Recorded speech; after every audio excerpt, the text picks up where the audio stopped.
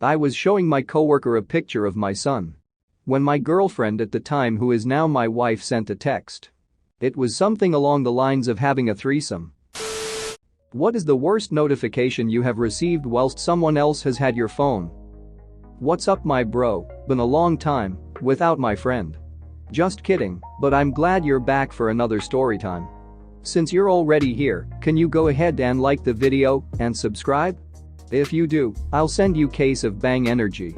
Enough bang, let's start the stories. My friend made this fake account on Twitter and followed me exactly at the time my teacher had taken my phone away.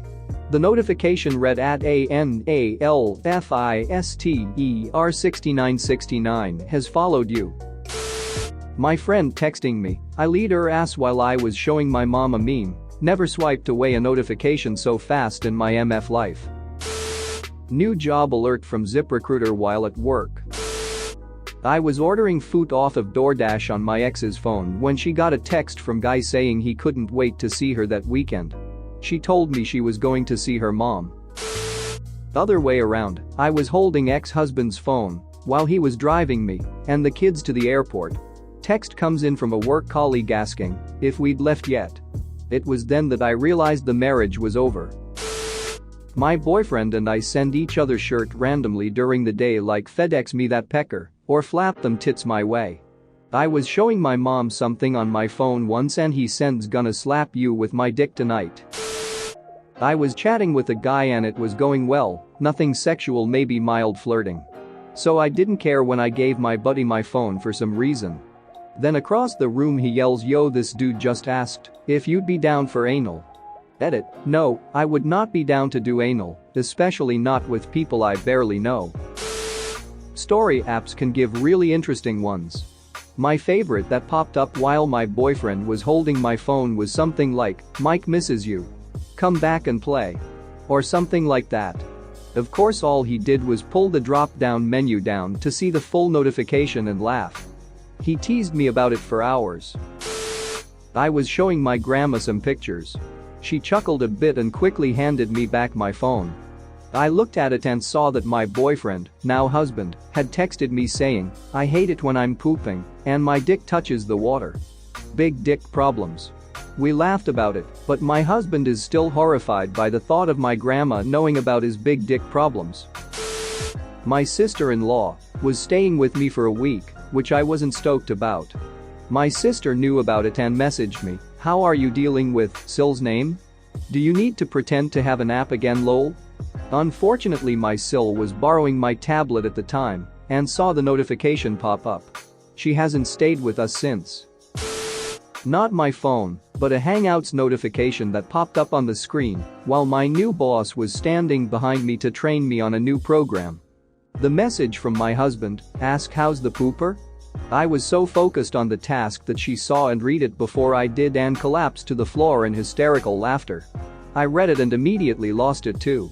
In tears from laughing, we were frantically talking over each other, her trying to apologize for the unprofessional reaction, and me trying to explain that Pooper was our dog's nickname because he was getting over a bout of diarrhea. The rest of the office was so confused. Years ago, I was working at an Apple store as a genius technician and was helping an older woman with her phone. This woman had to be in her late 60s, early 70s, as sweet as could be, and was having some minor issues with her phone. I think it was battery life or something. So she hands me her phone, and just as she does, a message pops up with a picture of a toilet full of shirt, and the message reads, "How many times do I have to tell you to flush the funking toilet?" Not knowing really what to do, I just hand it back to her and tell her she has a message. She takes the phone, half smiles, closes the message and hands it back saying, "Sorry about that, sweetheart, my daughter can be a bit of a bitch." A couple of years ago, met a guy from Tinder in a pub for our first date. Things were going well, we were having a laugh and flirting.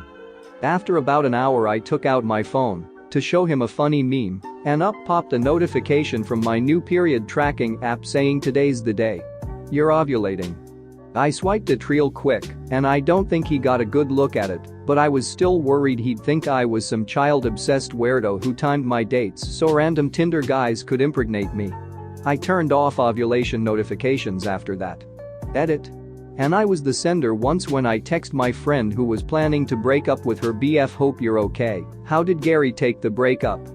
When Gary was using her phone and hadn't yet been broken up with. Sorry Gary. I was the one doing the sending.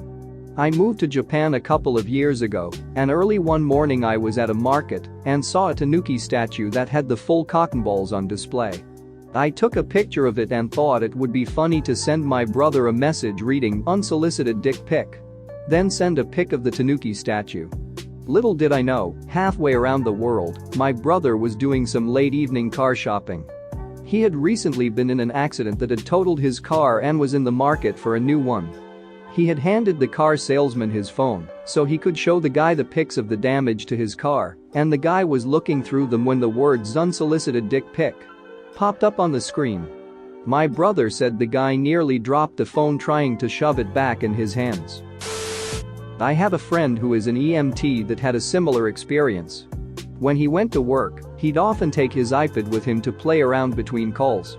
This time though, his girlfriend had forgotten to sign out of Facebook on it.